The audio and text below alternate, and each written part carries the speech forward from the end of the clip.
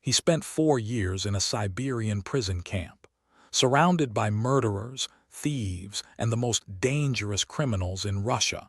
And what Dostoevsky discovered there shattered everything we thought we knew about good and evil. The line between good and evil runs through every human heart. This wasn't philosophy. This was truth forged in chains and suffering. You think you're a good person.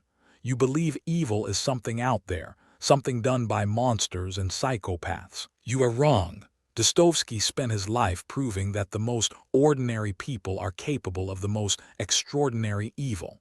And the most terrifying part, he proved that you are no exception. What you're about to discover will make you question every moral judgment you've ever made. The Prison Revelation, December 1849. Fyodor Dostoevsky stands before a firing squad in St. Petersburg. He's 28 years old. The soldiers raise their rifles. He closes his eyes and waits for death.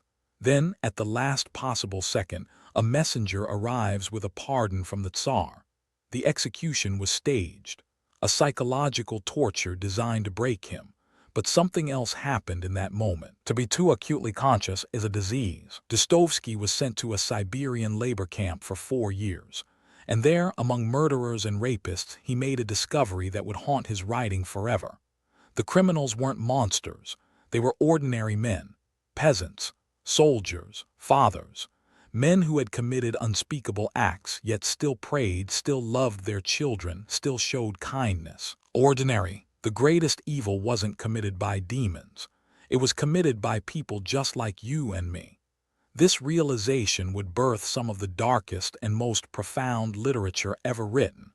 But it also raised a terrifying question that Dostoevsky would spend his life trying to answer. The underground man. In 1864, Dostoevsky created a character so disturbing, so painfully honest, that readers didn't know whether to pity him or despise him. The underground man, a bitter, isolated civil servant who spends his days in a cramped room, overthinking everything. He's paralyzed by consciousness. He knows exactly what he should do to be happy, to be good, to be successful.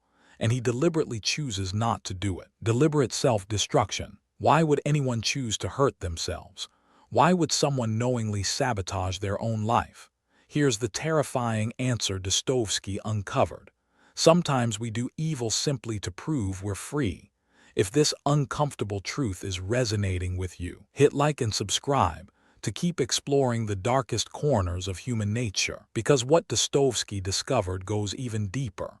The underground man doesn't want to be good. He wants to be free. And sometimes freedom means choosing destruction over happiness. Man is sometimes extraordinarily, passionately in love with suffering. This wasn't fiction.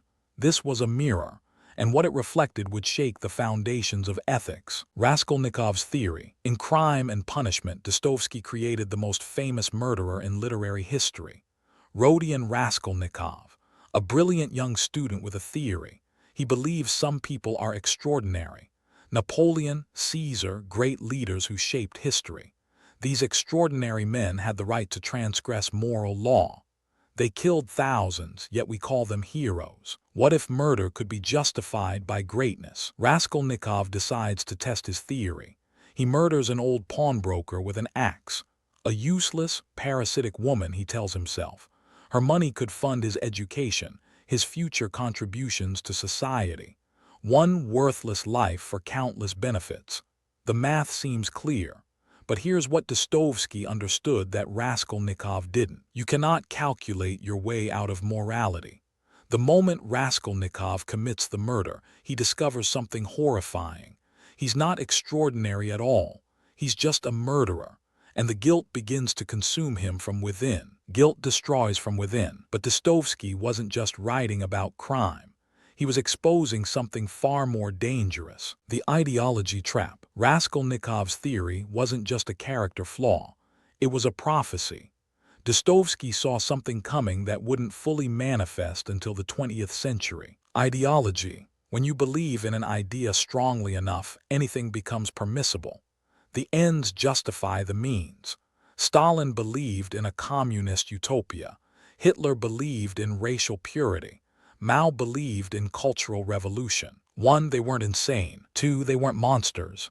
3. They were true believers. 4. They killed millions. Dostoevsky understood that the most dangerous people aren't those who do evil for personal gain.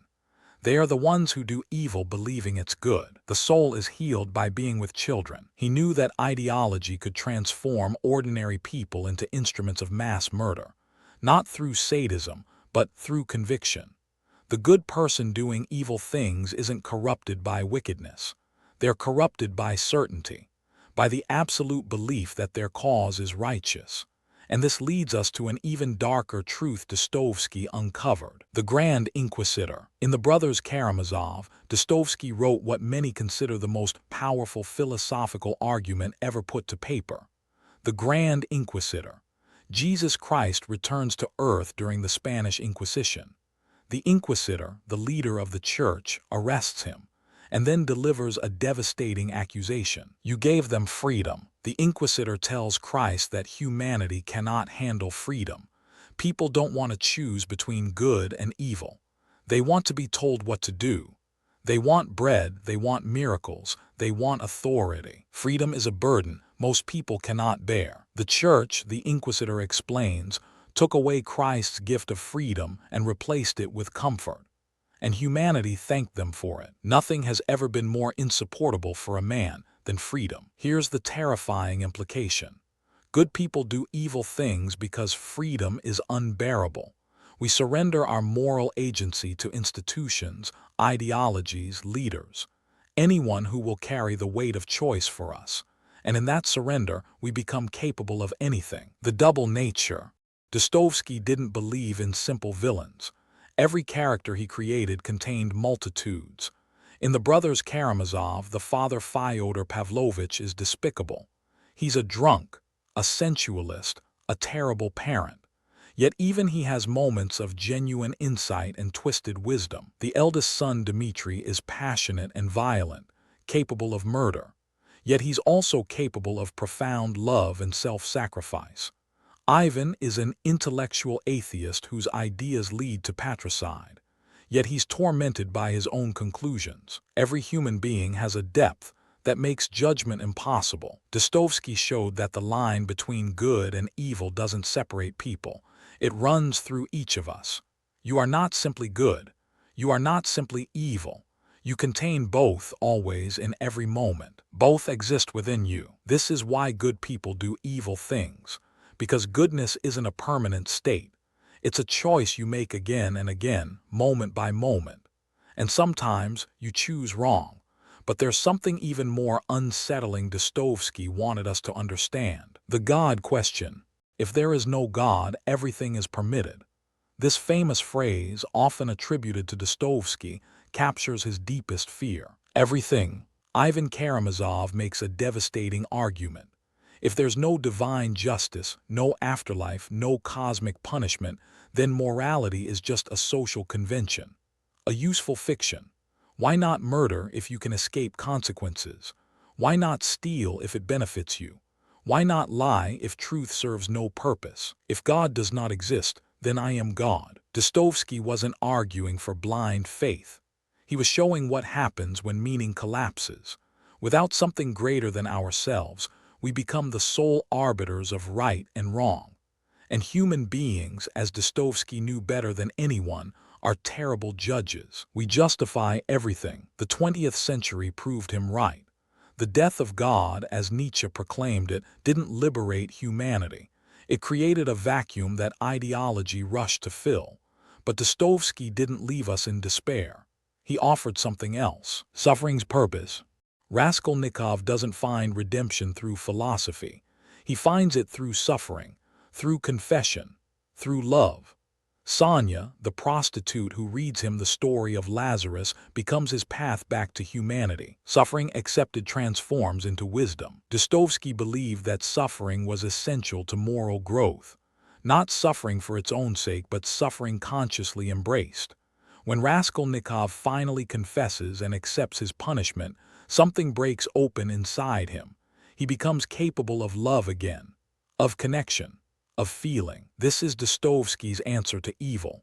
Not systems, not ideologies, not even religion as institution, but the individual human heart cracked open by suffering, made vulnerable by love. Pain and suffering are always inevitable for a large intelligence and a deep heart. Good people do evil things when they harden their hearts, when they intellectualize instead of feel, when they prioritize ideas over human beings. But there's one final lesson Dostoevsky wanted us to learn: the confession. The most powerful scene in Crime and Punishment isn't the murder. It's when Raskolnikov falls to his knees in the public square and kisses the earth. Humiliation becomes liberation. Dostoevsky understood that evil festers in secrecy. The more Raskolnikov hid his crime, the more it consumed him. His pride, his intellectual superiority, his theories about extraordinary men, they were all shields against the truth we hide from others, we hide from ourselves. Confession destroys those shields. When you admit what you've done, when you name your darkness aloud, it loses power over you. To speak the truth is to begin the journey back to humanity. This is why good people can do such evil and never see it. They never confess, even to themselves. They rationalize, justify, explain away. They build elaborate intellectual structures to avoid the simple truth. I did wrong. I am capable of wrong. The darker the night, the brighter the stars. But Dostoevsky's final message wasn't about darkness. It was about something else entirely. Love as answer. In the end, Dostoevsky didn't answer evil with philosophy. He answered it with love. Love. Alyosha Karamazov, the youngest brother, isn't intelligent like Ivan or passionate like Dmitri. He's simply good, not through theory but through practice. He loves actively, constantly, without judgment. When Father Zosima tells him to go into the world and love, Alyosha doesn't debate the instruction. He obeys it. Active compassion transforms evil. Dostoevsky's answer to why good people do evil things is heartbreakingly simple. They stop loving. They start thinking instead of feeling. They turn people into abstractions, means to ends, obstacles to overcome. The moment you see another human being as fully human, as infinitely valuable, as worthy of love, evil becomes impossible. Not because you've become a saint, but because you've remembered what you are. Love in action is a harsh and dreadful thing compared with love in dreams. Love requires courage. It demands that you stay soft in a world that wants to harden you. Dostoevsky spent his life in the darkest places the human soul can go. He faced execution, survived prison camps, battled epilepsy, lost children, struggled with gambling addiction. And through all of it, he kept writing, kept exploring, kept asking the questions nobody wanted to answer. The line between good and evil runs through every human heart. You are not safe from evil because you're a good person. You're only safe when you remain awake, when you refuse to let ideology replace compassion, when you choose love over certainty, when you confess your darkness instead of hiding it. Dostoevsky didn't offer us comfort. He offered us truth. And the truth is this: you choose who you become, every single day, every single moment. The capacity for evil lives in you, but so does the capacity for extraordinary love. Which will you choose? If you made it this far, comment underground if Dostoevsky's wisdom cracked something open in you. The wisdom of the ages is yours. Use it well. If this changed how you see yourself, subscribe for more explorations into the human soul.